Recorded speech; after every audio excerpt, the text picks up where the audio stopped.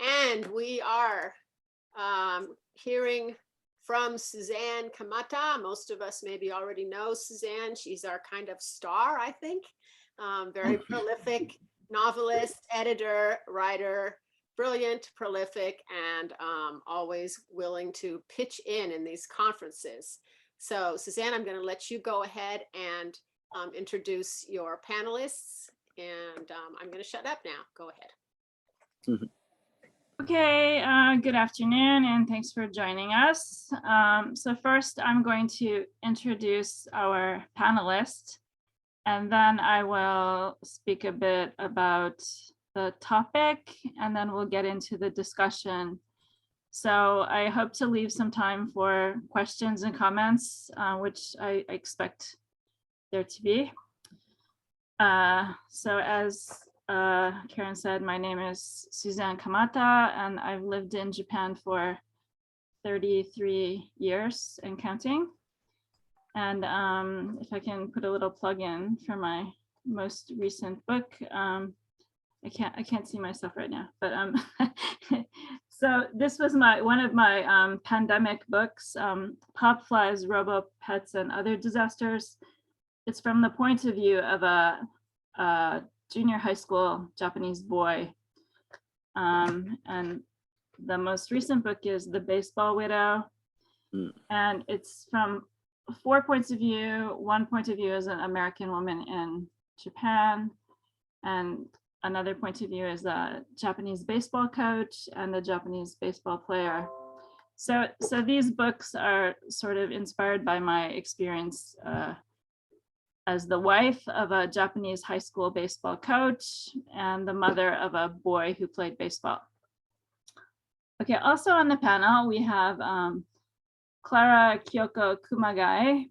She didn't really send me much of a bio, but she is from Canada, Japan, and Ireland. So I think she was born in Canada, but raised mostly in Ireland, and now she lives in Japan.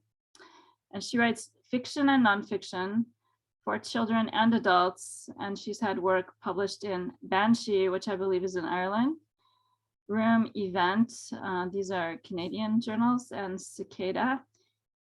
And as I said, she currently lives in Tokyo. And we also have Sara Fujimura, who's the American half of her bicultural Japanese-American family. And she spends about a month each summer in Japan with her now adult children. She started as a journalist, so it's no surprise that her books contain a lot of facts to go along with the fiction. So she's written about Japan in Tanabata Wish, which was self-published and won several awards. And the Spanish flu pandemic of 1918 in Breathe. And she's written about what it's like to be an Olympic caliber skater in Every Reason We Shouldn't, or how unscripted television works in Faking Reality, her most recent book. Sara takes readers on swoony journeys to unusual places. She's a creative writing teacher and literacy advocate who's excited to support the next generation of authors. And if you go to anime cons in Arizona, you may see Sara as her alter ego, the Obento Lady. She's an active member of SCBWI Arizona. Okay, and we also, and Every Reason We Shouldn't, her skating novel, was named one of NPR's best books of 2020. Next, we have Kristin Osani, who uses the pronouns she and her. She's a queer fantasy writer who lives in Kyoto, where she works as a freelance Japanese to English translator when she's not wordsmithing, working on nerdy cross-stitching, or cuddling her 2 cats, 3 if you include her husband. She has translated games like Left Alive, Oni Naki, and the novelization of Balan Wonderworld, and also edits manga for Kodansha USA. Her original fiction has appeared in Flashpoint SF. And finally, we have Clarissa Guenawan. I probably just massacred your name again. Okay. She's an Indonesian-born Singaporean writer. Her award-winning short fiction has appeared in literary magazines and anthologies in Singapore, Australia, Japan, Indonesia, the UK, and the US. Rainbirds, her first novel, which is set in the fictional Japanese city of Akakawa, has been published in 11 different languages and was recently optioned for film. Her second novel, The Perfect World of Miwako Sumida, also set in Japan, was published in 2020. And her third novel, Water Song, will be published in June of next year. Okay, so today's discussion is going to be on identity. And identity has always been an issue in literature, publishing, fiction writing. You can go back to the 1800s when women pretended to be men, and people like the Bronte sisters and George Eliot submitted their writing as men, under male pseudonyms, because the men who were the gatekeepers at the time didn't necessarily think that women could write. More recently, there have been controversies surrounding, for example, in the 1970s and 1980s in the United States, William Styron, who's a white male, he wrote a novel called I just suddenly forgot the name of it, about Nat Turner, an enslaved American, which was a bestseller. I think it won some awards, but there was some controversy over whether it was okay for a white man to write from the point of view of an enslaved African, right? So most recently, there has been a lot of controversy in the publishing world about whether or not it's okay for writers to write outside their lived experience. So I would say that most of the editors in New York City, which is considered by many to be the center of the publishing world, where the advances are the biggest and the hype is the loudest. A lot of the editors there are middle-class white women, partly because it's expensive to live in New York City and the salaries of publishing are very low. So you have to have some money to back you up. And then a lot of writers are coming through MFA programs, which can cost up to, like at Columbia, I think is $50,000 a year. So it might cost like $100,000 to get an MFA. So my MFA cost around $30,000. But a lot of writers, or a lot of wannabe writers can't afford those kinds of fees. So the people who make the decisions in publishing tend to be white women who are accustomed to certain narratives, and they have certain ideas of what sells. And writers, for example, writers with disabilities or writers from disadvantaged backgrounds may not be able to break through the gates. So that's partly where we're coming from.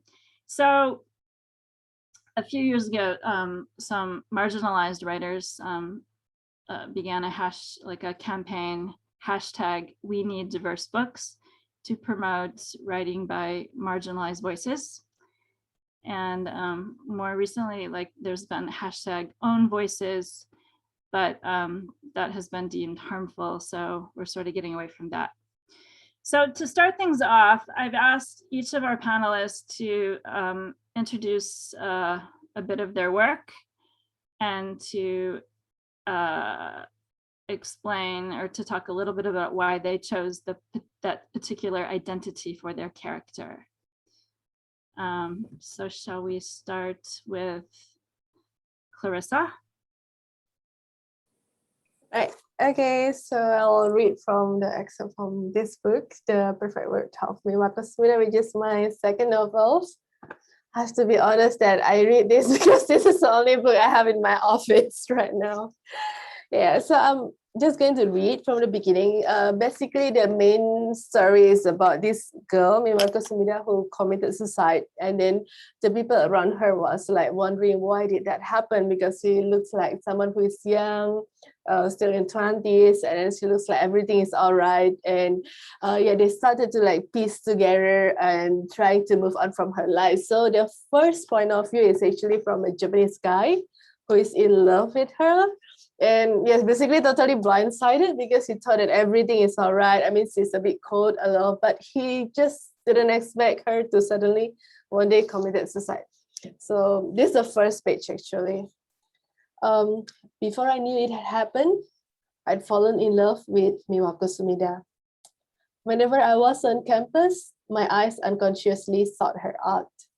I constantly watched where she went, what she did, what she wore, how she tied her long hair back and adjusted her glasses.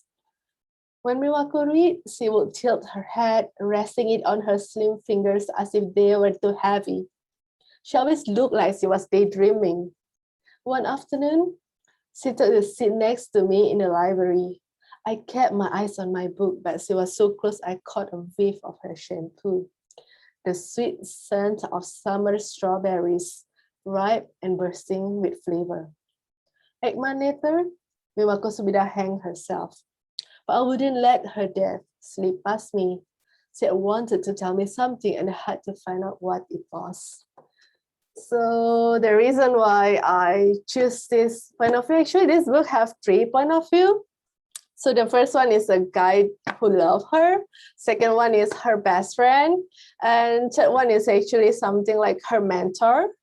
The reason is I feel like for a book, when you want to care about someone that obviously, I mean, passed away, it's not a spoiler, it's quite fast. You found out his date from page 1. I think first you need to care about your characters, and I feel like what's a better way to make readers care about your characters than writing from the point of view of a man who sincerely loves her as who she is. So yeah, that's the reason why I picked her as the first characters. The second point of view is from the best friend, because I feel like girls, I mean, there's many things you don't share with others, but your best friend knows a lot about you. So that's the second one. And the third one is more of a mentor. I feel like, especially in Japan, they have a very interesting relationship within a mentorship. So I feel like this 3 point of view will offer a different kind of feels about the characters, and together they will so-called piece together. I mean, none of them knows the complete story, but as a reader, I think we can find out more. Okay, basically that's from me. Okay, thank you, Clarissa. How about Kristin? Sure. So I'm going to read the first 2 pages from a YA fantasy that is currently with an agent as part of a revise and resubmit request. So fingers crossed. I'm just going to jump into it. Thora scowled at the thickening black dot where her pen nib pressed against the paper. The stench of rotting yuzu lingered in her nose, but it faded as quickly as the nightmare she was trying to record. Bound on the temple dais, I sweated in my own school uniform, choking on a thick perfume of overripe citrus and melting wax. A man in roseate finery ascended to stand before me. The chaplain, but not the chaplain. Between flickers of candlelight behind him, I glimpsed serpentine movement, heard claws scrabble against stone. Is she like me? Nanan's voice rose above the muttering congregation. I strained to see her, but she and the rest of the village were shadows in the lower sanctuary. They chanted the question over and over, demanding to know my talent. I wanted to know too, but I was so scared. The man heated a branding iron. Sloth, perjury, avarice, something else, I couldn't see which sigil. I cannot say until she unlocks the gate. The flames glinted gold into my eyes as he reached for me. I jerked free before he could press the red iron to my cheek. It hit one of the Allsmith's icons instead. The wood caught, the blade stretched wide like a maw, searing teeth closing around me as I fell. Again and again, Thora read over her shaky scribbles, fresh fear sour in her mouth, even as the details slipped away. The nightmares were harder to remember than when they first began plaguing her 2 months ago, and more terrifying. She knew why they were worsening, what she had to do to make them stop. Not that knowing made doing it any easier. A soft chime for her bedside clock jolted her out of her focus. She was due at the library in an hour. She shut her notebook, its black cover tattered from a decade of bringing it everywhere she went. Nanette had given it to her when she was 7 to celebrate her official declaration as a wordsmith. "It's your turn to write me a story," she'd said. But Thora never got the chance. A few weeks later, Nanette left to research her next book in a central bubble. She'd been there when the worst fog surge in modern Vesmerit history took the entire town, and everyone in it. Thora swallowed her heartache, then changed into a thick wool skirt and lace-colored blouse before heading downstairs. Though her stomach rumbled impatiently at the smell of spices wafting out of the kitchen, she paused at the Naraskis family altar to pay her respects. Half-melted candles and sticks of incense dotted the shelves between framed photographs of her forebears. In the center perched Nandan's fuzzy portrait, a faded monochromatic version of the oil painting that adorned the Imperial Wordsmiths Guild on the other side of the empire. Taken just after she'd earned her mastery in her early 20s, it depicted her behind a desk bulging with dozens of books bearing her name, Evi Naraskis. The faded grain made it hard to make out her features in any detail, but Thora knew they shared the same round face and inky curls, the same paper-pale skin, the same everything if Thora's mother was to be believed. "You're exactly like her, sweet girl," she always said, cupping Thora's cheeks in a grease-stained fingers. "Right down to your talent." How Thora wished that was true. So when I originally wrote Thora, my main character, this is a one point of view book, she was Black. And the reason that she was Black is because I knew that publishing was super white, and I knew that there weren't a lot of Black main characters. And so I was like, well, in my fantasy secondary world, skin color is not as acculturized, and it doesn't matter like it does in our world. So I'm going to make her Black and help with, making publishing less Black. But then as I was getting involved in the writing community on Twitter and hearing these conversations about white writers writing Black characters and the real world harm that can do, even if you're writing a fantasy world, I decided to make Thora white. And the real world harm that this risks doing in me writing a Black character, because I want to be traditionally published, is I could take a Black author's spot at a publishing house if they bought this book, because they could say, well, we already have a book with a Black character, so we're not going to buy any more books with Black characters. And I would be taking a spot from a Black author, and that was not my intention at all. And because skin color didn't really matter, I had no problem making her white. The other thing is not mentioned in the passage that I read is that she is queer, she's bi. She doesn't identify herself openly as such in the book, but all the characters I write are queer in some way because I'm queer, and I just want to see more queer people in books. And actually, writing her actually helped me kind of figure out my own queer identity. And yeah, that's it for me. Okay, that's great. Thanks. How about Clara? Yes, thank you. Hello, everybody. I am actually going to read from an essay, and this was published last year in The Stinging Fly, which is an Irish literary magazine. I'm going to read 2 sections from it. It's called Memoirs. The body can translate into any language. A jump, a twist mid-air, the conviction of feet returning to ground, they are impressive wherever he goes. So it is a simple pleasure to do this, an art that requires both intense concentration and a peaceful emptiness of mind.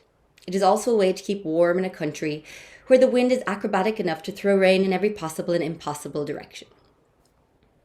Jubei Fu is popular. He suspects that it's not purely because of his performance, because he could be an attraction while doing nothing at all. People gawp at him like he's a talking animal or gaze as if he is an exotic treasure. Sometimes he forgets and sucks his teeth in case there is food caught there, or touches his head as if he's wearing a strange hat. But it is all of him that is strange, his accent, his eyes, the strong shine of straight hair. However, he is a performer, and performers can't live without eyes on them. A show means freedom, not just of body and mind, but of the consciousness of difference. He will have to return home sooner or later, but he still doesn't have money to prove it was worth leaving in the first place. He will have to tell stories of the places he has been and the things he has seen, and he rehearses them in his mind the way he rehearses his routines. When I traveled with the circus, or in England they, or Irish people always. That's what is done when you leave home. You return with money and with stories. The stories are probably the more important of the two. Even as a dreamy teenager, I wondered how big of a problem it was that I identified so closely with a gravestone. It's in the graveyard of Loughrea Library, a converted church that still houses sacred things, namely books. There's an information sign in front of the church about when it had been built and other historical details, but the final paragraph reads, "Perhaps the most unusual headstone in the burial ground is that of Jubei Fu, who died on August 27th, 1936. A Chinese performer, he lost his life tragically in Loughrea Lake." I was a reader of everything as a child, the farmer's journal, ancient magazines, the parish newsletter, countless books, and was instantly impatient once I had finished them. But I read those two sentences over and over, even though I never found the actual grave in that deteriorating cemetery. It was comforting to know of another Asian in Loughrea history. By the time my younger sister was in first year of secondary school, she had classmates from Poland, the Philippines, and Brazil.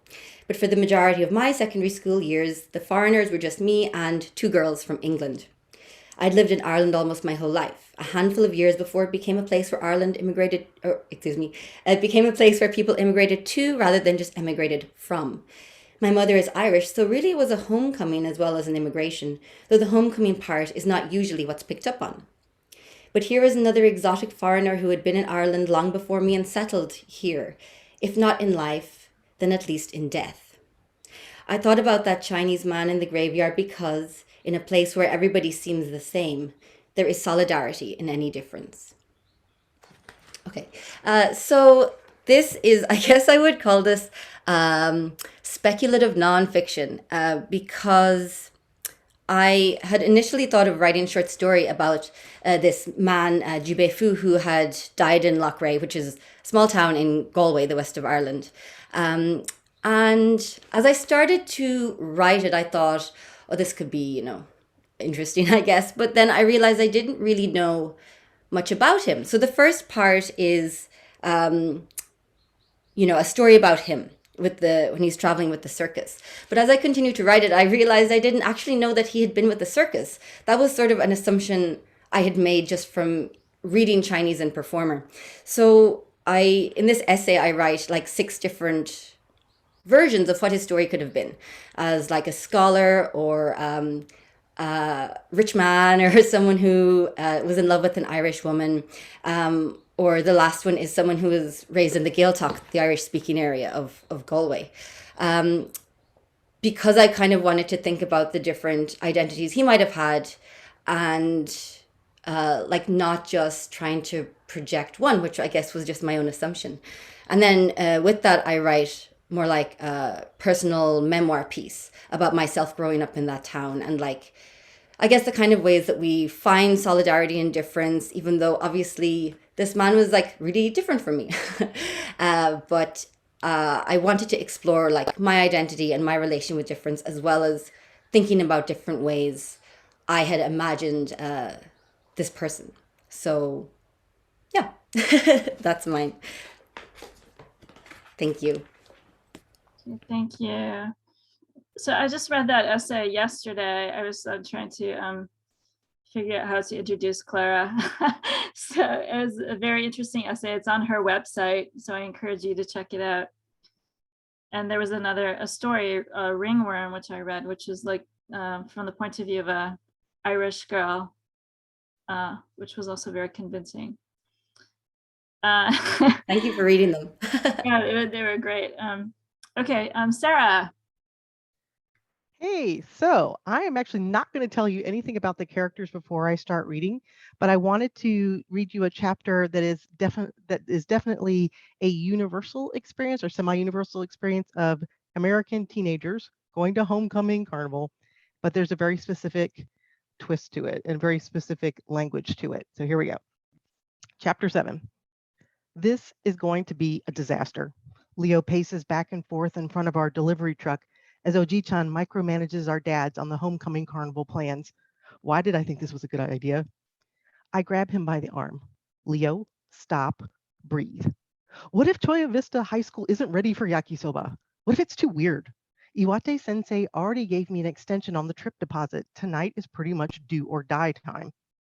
It's a good idea, trust me. People may come to the JCC side of the booth first for Pocky and Ramune, but then you can woo them with the smell of your awesome noodles. You are going to be great.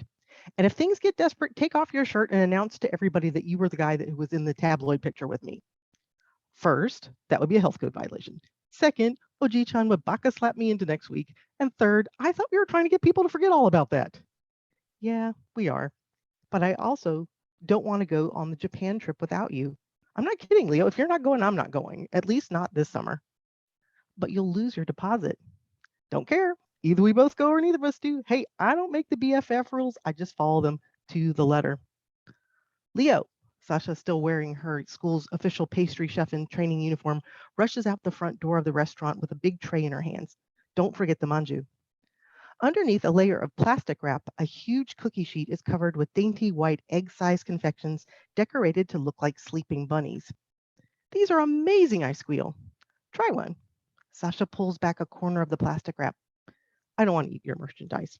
Also, I most definitely want to eat the merchandise. I bite into the soft, white, sweet rice outside to find ango, sweet red bean paste on the inside.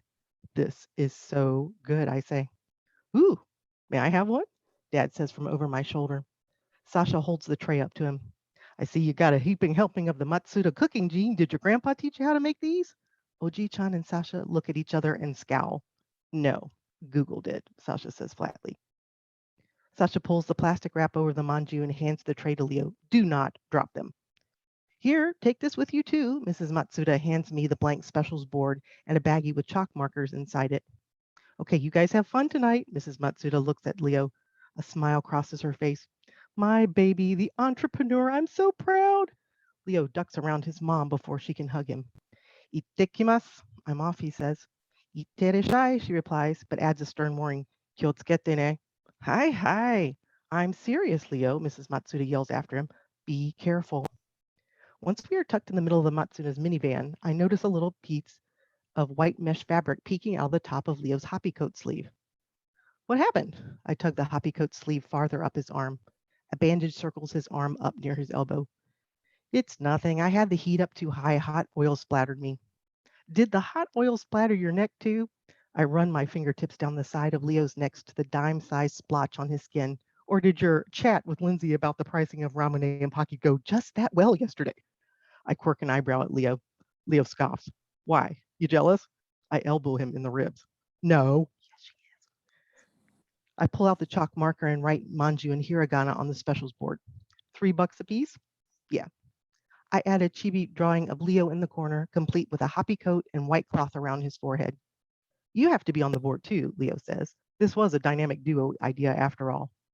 In the opposite corner, I draw a chibi version of myself and a yukata holding a plate of yakisoba in my hand. I write, oishi desu, it's delicious, in hiragana in a speech bubble above Chibi Dakota's head. Leo gives me a satisfied nod. Ikimashou, Oji-chan says as he gets into the driver's seat of the van. He signals our dads riding together in the delivery truck. I hope this works, Leo whispers. So you may have some questions like, how come all these people speak both English and Japanese really fluently? Or at least they have a knowledge of it. So you've probably realized by now that Leo is probably, that he is biracial, Japanese and American. And Dakota has some Japanese in her too, though they're not, in Japan and they're not from Japan, but it colors their world and it, a little pun here, it flavors their world. There's eating all during this. So I wanted to put a specific bent on this that is biracial, bicultural family, because that's what my family looks like. And it's not an autobiographical novel, but there are pieces of my family in here or the way that we view the world. So that's outside my lane, but inside my lane at the same time.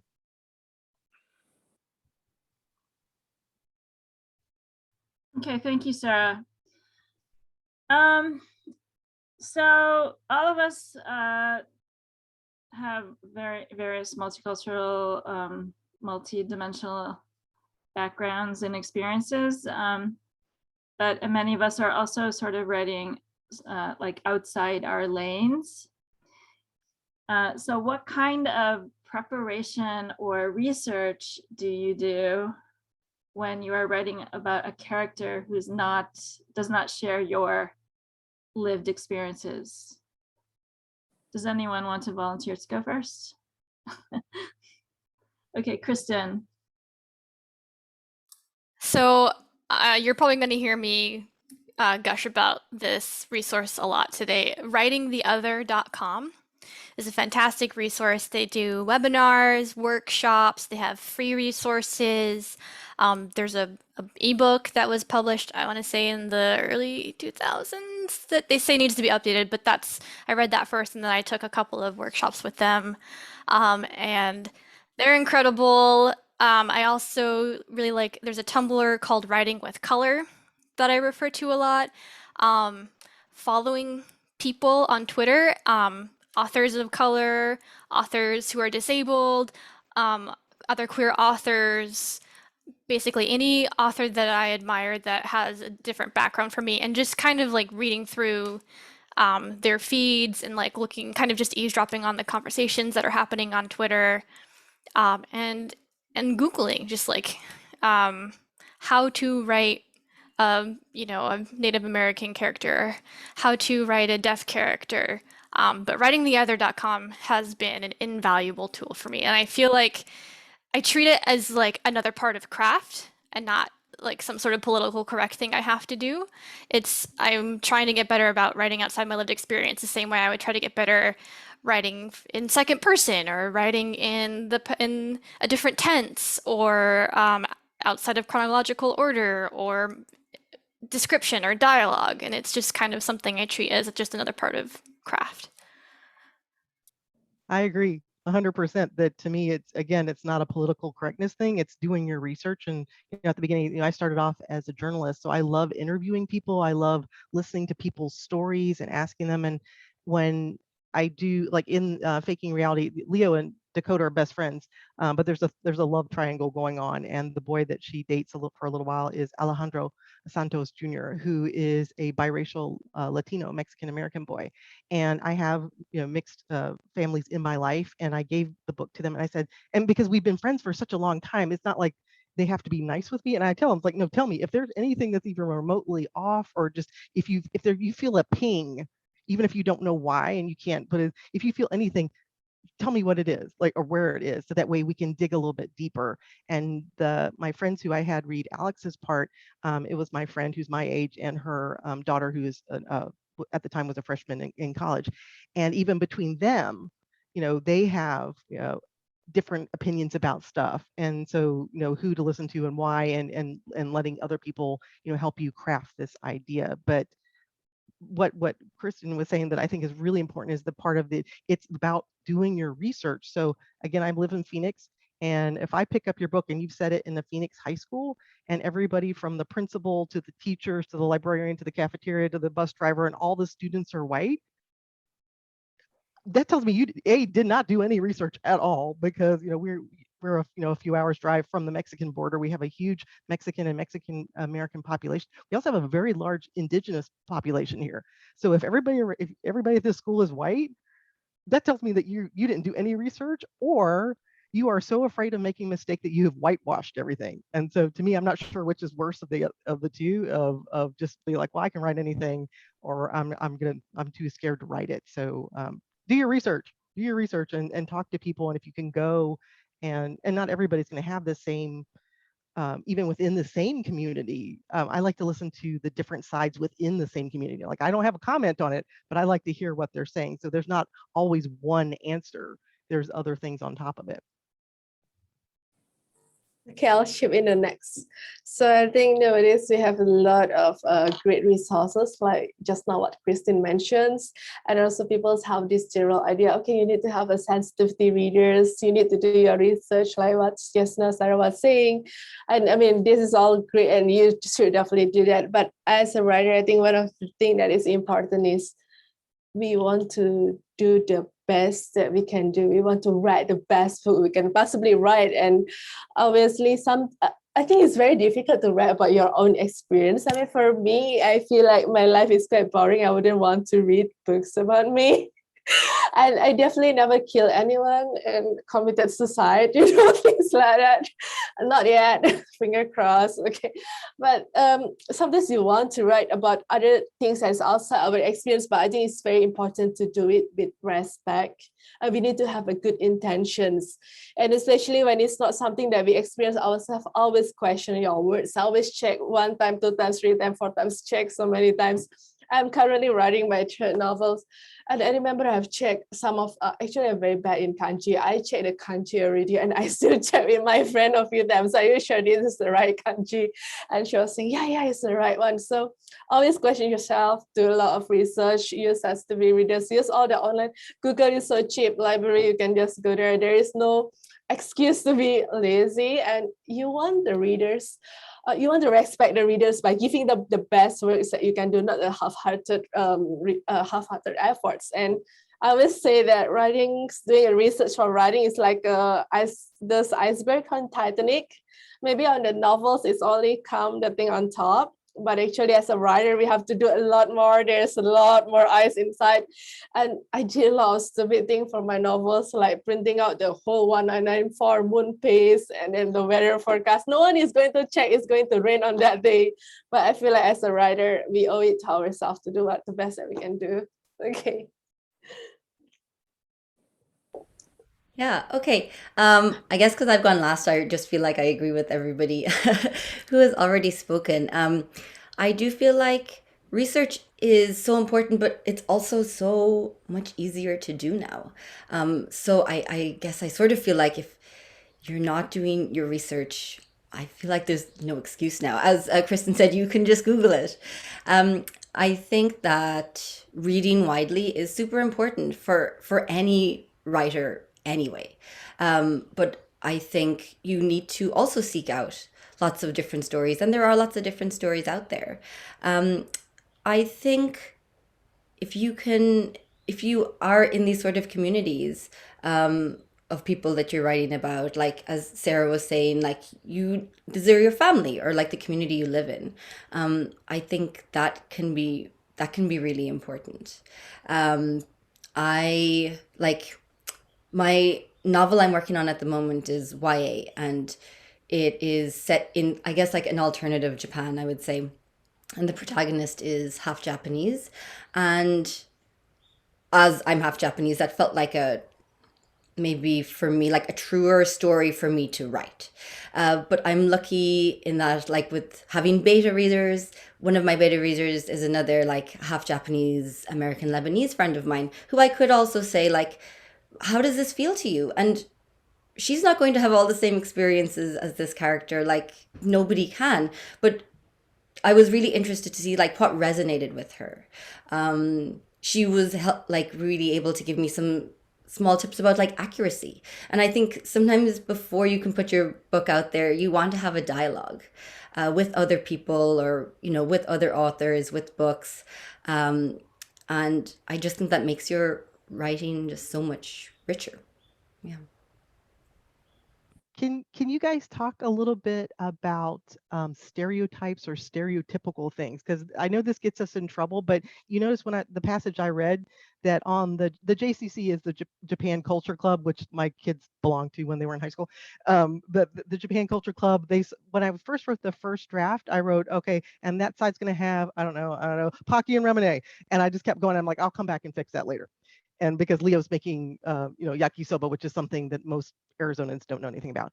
But when I came back and I was thinking about that scene, yes, Pocky and Ramune are very stereotypical, but if you go to the anime cons, guess what they're selling? Pocky and Ramune. So that idea of like, yes, it's a stereotype, but it's right for this scene, because that would be the thing that more American, if students would actually know what it is. So it's like, we're going to get you to come with this, but then they're going to see that you're making this thing that they don't know, and they're going to want to try it. So can you talk a little bit about like leaning into stereotypes and how you deal with it? I think I see this quite often at different country of books set at different country. Like, for example, books set in Japan, there's always like sakura floating, and then there's some geisha moving around. Like, nowadays, where can you find geisha in Tokyo? Or if you're talking about like Singapore literature, there's if it's not written by Singaporean, often you see there's a lot of frangipani. Yes, there's frangipani, but you see bougainville more often. And the smell of frangipani or the smell of jasmine, and I was like, oh, not this again. It just happens so often.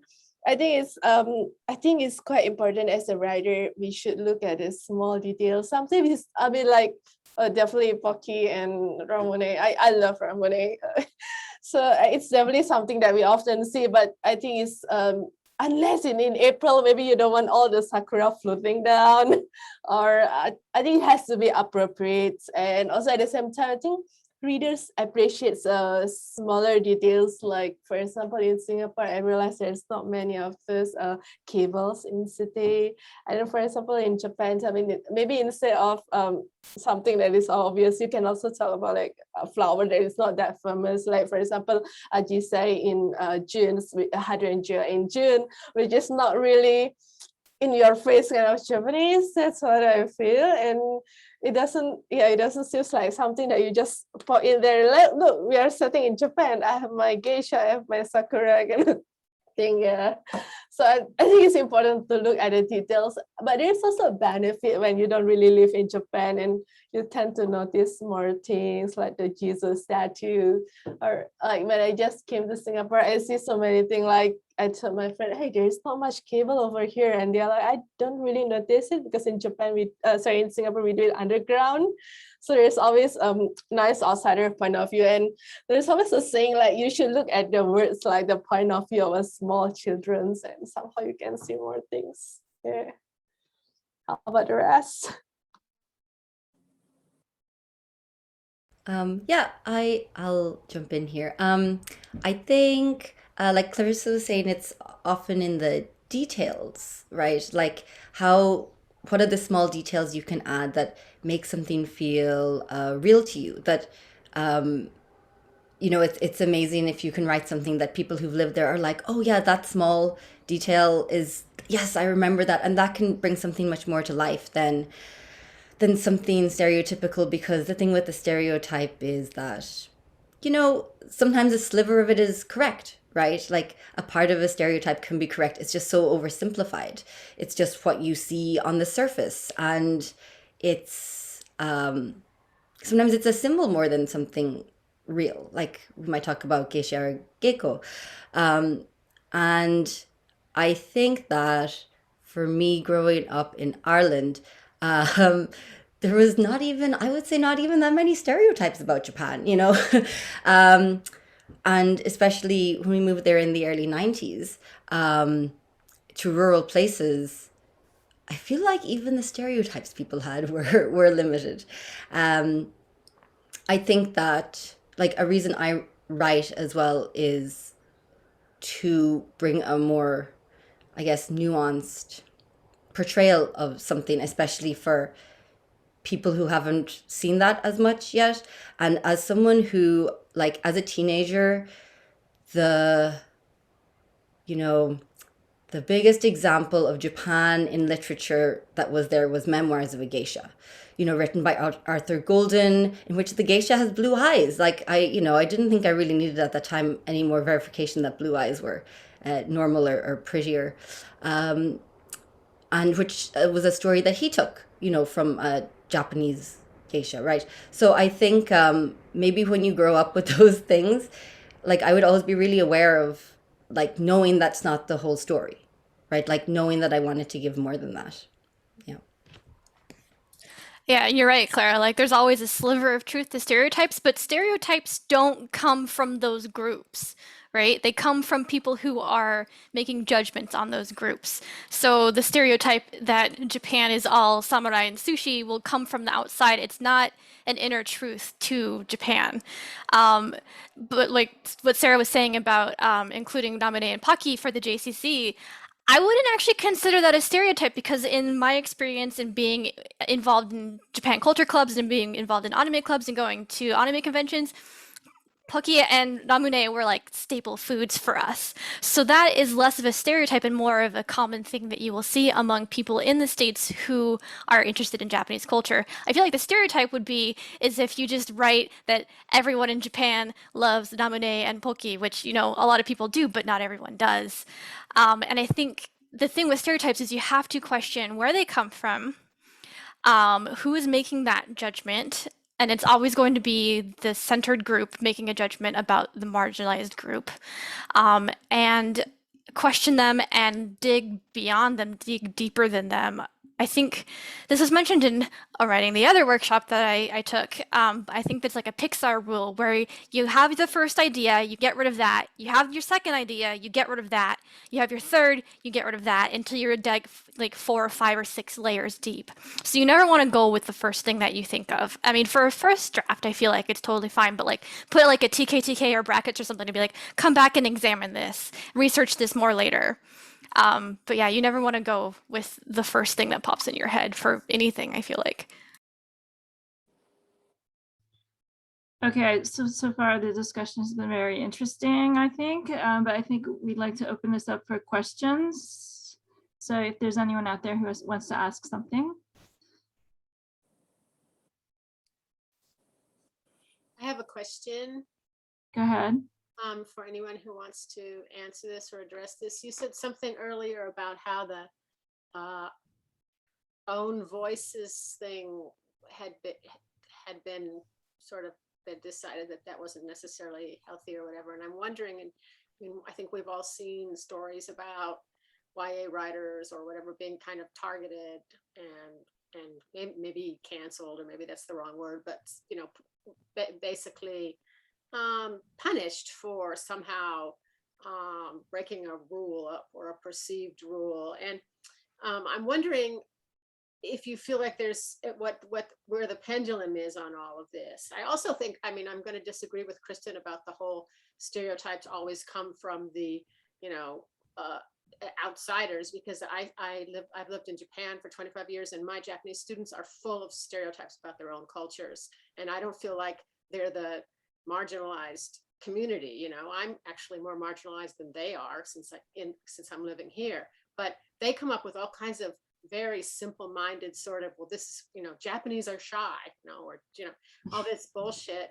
And one of my jobs, of course, as a teacher is to say, let's look beyond these, but they love making these sweeping generalizations about their culture and their people. So just, that's just something I wanted to throw out there. But anyway, where do you feel things have gone or are going in terms of this whole, you can only write about your own direct experience and identity thing, which for me is kind of anathema to being a fiction writer. Anybody who wants to comment on that? I can, if anyone doesn't want to jump in first. So to your first question about why own voices is kind of being stepped away from, it's because it's being used as a weapon against marginalized creators. It's being used as like this weird litmus test to be like, are you marginalized enough to write this book? So I don't, in my query letters, before I really understood my own queer identity, I wasn't including that I was a queer writer, but my book was queer, my main character was queer. And so I kind of wonder how agents would look at me writing this queer book and be like, well, she's not saying she's queer, so is she really allowed to write this book? And I also kind of asked myself that question before I kind of understood. So there's that.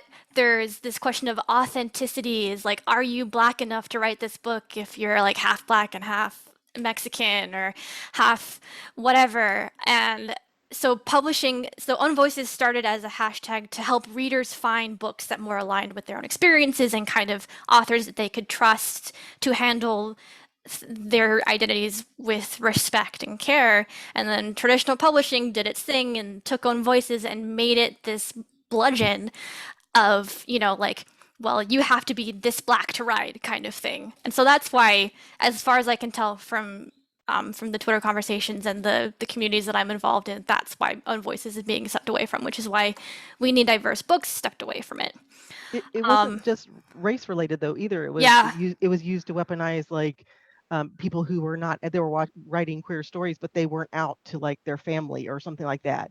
Yeah, so having to out themselves to prove who they are, or that idea of like, who are you to write about, mental health issues? Well, now I'm going to have to, tell you my story of, trying to commit suicide or something. So pushing people to divulge more of who they are, maybe when they didn't want to. So what I think is flipping a little bit more is that idea that it's still on the author, and we've always had to have like a platform of who you are and what you're writing and why you're writing. And so if you're writing outside, just being prepared to explain, if you don't look like the person who should be writing this for whatever reason, why you, and to make sure that you can explain to people what you're doing and why, and not just, well, I just want to, check the diversity box because I heard that, if you're white and you don't have like X number of this, that, and the other, then you'll never get published, which I actually heard that the other day. It's like, well, I guess I'm going to have to make some, some queer characters or some black characters. You know what? I'll make them black and queer at the same time. Then I can check 2 boxes and pat myself on the back. It's like, no, what are you doing? So, but the other side is like, well, I don't have anybody in my circle that's diverse. It's like, well, that's on you. Maybe you should start with that. It's like, if everybody thinks and looks like you, do some work on yourself, and go somewhere where you're the minority. And that's why I really do encourage a lot of people who look like me, and if you cannot see me, I'm a very white woman, to go somewhere where you are the minority in many different ways. So when I go to Japan, I go out to the rural countryside in Gifu Prefecture. I cannot blend in. I'm 5'8". I'm on the train. I am so big. I occasionally get mistaken for being Brazilian because in that area there's a large Brazilian population. But that idea of like, it makes you question who you are and what you do and why, and the labels that you have on yourself. I think it just changes your whole world. So that's my biggest take home for a lot of people. It's like, go outside of your normal, and be the minority in as many ways as you can, and then you will understand yourself better and how to reflect that into the world. Yeah, and Okay. Clara, do you want to go ahead? Okay, okay, I'll chime in first. Basically, I think the reasons why we had this on voices thing, like just now, Kristin was saying, is for readers to help to find books that actually mirror their experience. But at the same time, it's also feasibility in a bookstore, because traditionally we have a lot of books, right, by white peoples, and then if you go to the bookstore, how many books are read by non-white people? Not so much. So we have this on voices diversity, or even women writers, that we actually had more visibility in the bookstore. People can see our books and there's space for us. But also at the same time, it become a problem where this on voices thing is also become a gatekeeping. Like just now, I think Sara was mentioning, like, okay, are you on voices? I mean, you're writing about maybe like race is something that is quite feasible, but for example, mental health, are you actually have any mental health issues so that you can write about mental health? Or even, for example, preferences. I always feel like you don't owe anyone to explain everything. There are writers who is familiar with, they are actually at peace with their identity. Like, for example, Kristin was saying she's queer, but maybe there are people who don't want to say that I'm queer even though I'm queer. Or maybe I don't feel comfortable coming out with, I don't know, for example, my experience, maybe I don't really want to talk about it. There's a reason why I write a fiction instead of autobiography. And there's a problem when this own voices thing is made by cancer people, like, oh, you don't have any mental health illness, you can't write this. Yeah, it became a problematic, and we kind of like being forced to confess.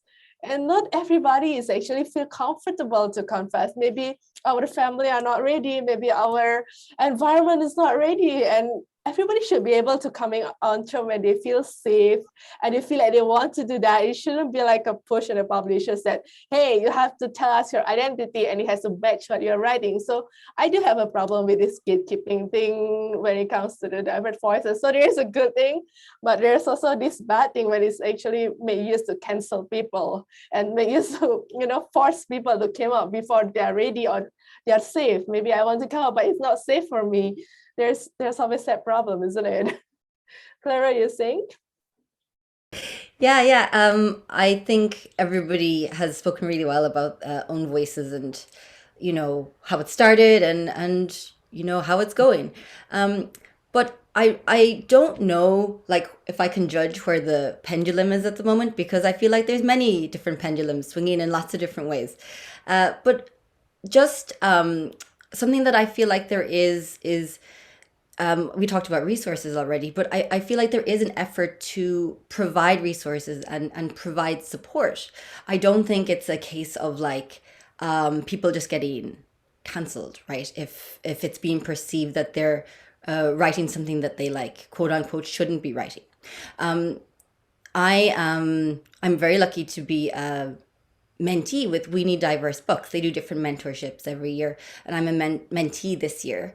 And in the application, you don't have to tick any of the boxes. You can if you want to say you're Hispanic or disabled or queer or whatever, but you don't have to do it. And you also don't have to, be from any marginalized community. But they ask you, if you're not, then why are you telling this story? Like, what's your experience and what's really drawing you to the story? And it's open to everybody in that case, and it's there to provide support.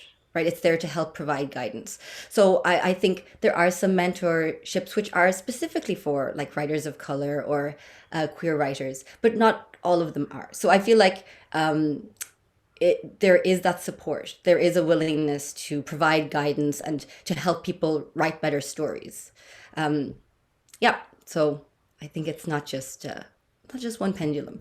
Part of it is like making assumptions. So if you look at my last name and Suzanne's last name, if I had $1 for every time, I thought you were going to be a petite Asian woman. It's like, no.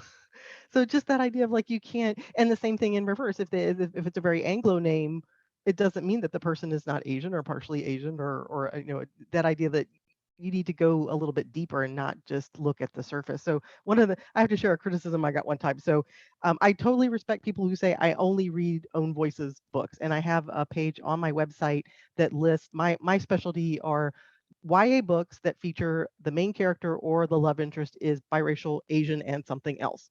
It can be anything, but it has to fit in that thing. And it's a very short list. So please help me continue to add to it. But the comment that I got was, I read this book, and it was every reason we shouldn't.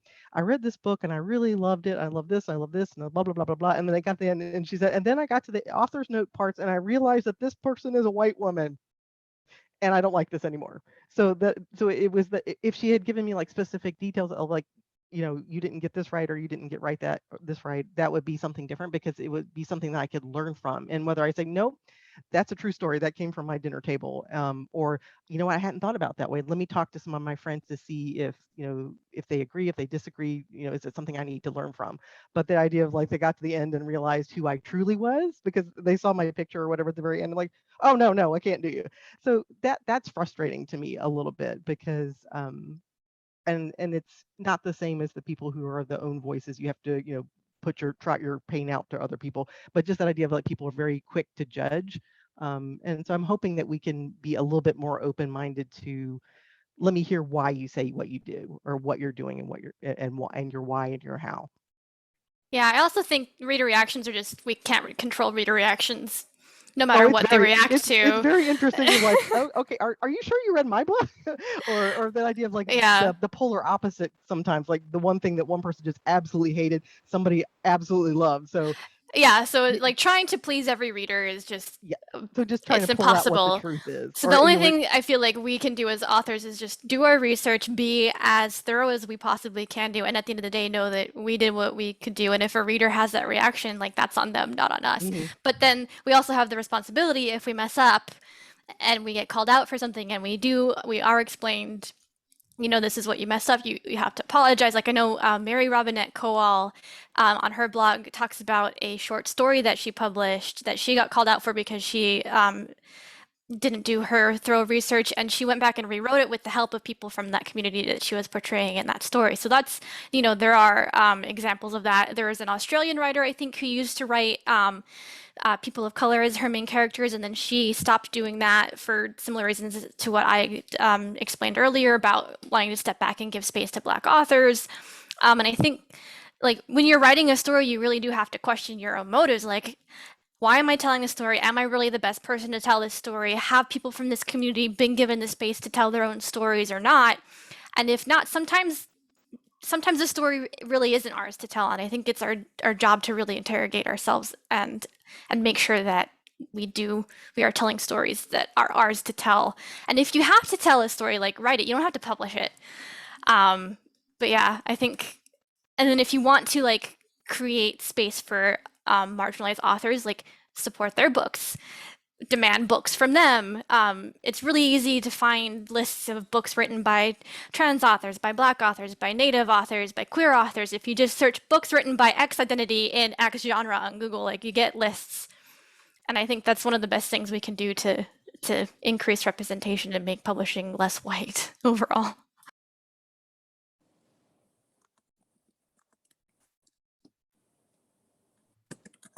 Okay, I think we're out of time. So thank you everyone for coming today and for our fine panelists for Thank providing you. a lively discussion. Thank you, all Thank of you you so guys. This much. was great. Yes, thank you so much. Thank you. Thank you, everybody. Thank you, Suzanne, Thank for you so much. It moderating. was really great. Really enjoyed hearing moderating. from all of you. Very interesting. Now I want to read all your work, so. That's nice. So maybe some of you guys will join. I think John posted a link for the happy hour I think it's in another hour. So What is that happy hour? Everyone just stop. You're taking really? a drink. Everybody stop. Yeah. Right, it's so- a bit early to drink, right? yeah. I think there's a separate link posted in the Zoom links for a happy hour. So yeah. Anyway, so join that with your whatever tea or beer or whatever, and hopefully we'll see some people. Okay, and thank you, Karen, for hosting. Oh, no Yes, problem. thank you very much. It was great. Thank to you, see Karen. everybody. It's such a great time. Bye-bye. I wish we could see people. I'm going to bed. Oyasuminasai. I'm just kidding. Sorry. Oyasuminasai. Okay.